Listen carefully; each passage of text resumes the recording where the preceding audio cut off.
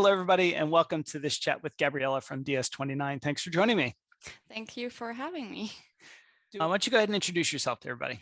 Yeah, sure. My name is Gabriela Mitache. I am originally from Romania, but I went to uni here in the UK. I graduated last year. I did accounting and finance with a year in industry. And basically, that's where my interest for data analytics started to grow. So, yeah. And how'd you find out about the data school? So my sister works with Tableau, and she introduced me to the information lab, and I was like, oh, this looks like a really great opportunity for you. I was like, okay, yeah, actually, I think I'm gonna look into it. And the more I started to read more about the data school and the information lab, I knew that this is what I want to do. And yeah. What have you enjoyed the most about training so far? It's hard to tell because it's so many things. I think the people that train us, they have been amazing, and I feel like it's always the same case. Like the work can be amazing, but if you're not working with the right people, it doesn't feel okay. So it's definitely the people, all the information that we've received, and like the fact that we're learning something new every single day. It's something that is just so exciting. And honestly, looking back almost 4 months now, it's unbelievable how much we learned and how much we've grown during this time. So yeah. What's been most challenging for you? So I think in terms of presentation skills, I've always lacked in that department. So coming Friday, every single week, I would just get so nervous. And I feel like looking back on my first presentation, I was like so bad because I was so nervous. I was like, oh my God, how am I going to present in front of all these people? I've never done this before.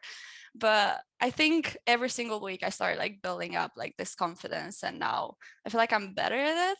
And yeah, but definitely that's the most challenging thing for me. Yeah, and we don't expect anybody to be a great presenter when they join. That's why we force you to present 17 times, right? Yeah. And actually in your last week, so 2 weeks from now, you're going to be presenting every single day. So yeah, you'll a lot have of time to practice. Yeah, exactly. Yeah, but we're a friendly audience, I hope. Exactly. No. Yeah. And as far as working with your cohort, what's that been like for you?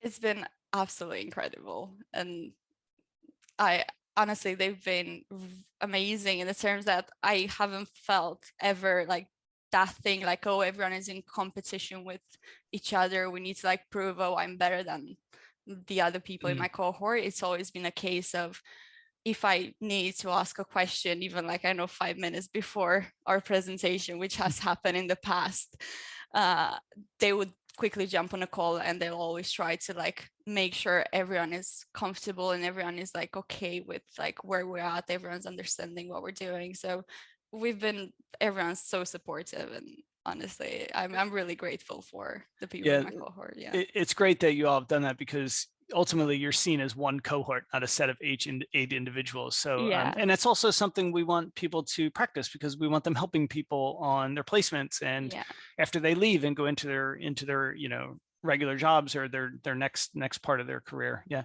What advice do you have for people that are considering applying to the data school?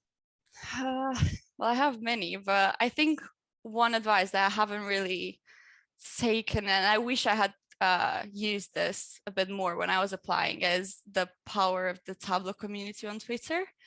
And I think a useful thing to do is like ask for feedback on Twitter, ask questions, reach out to people in the data school. We're all a friendly bunch, so we're more than happy to like answer any questions.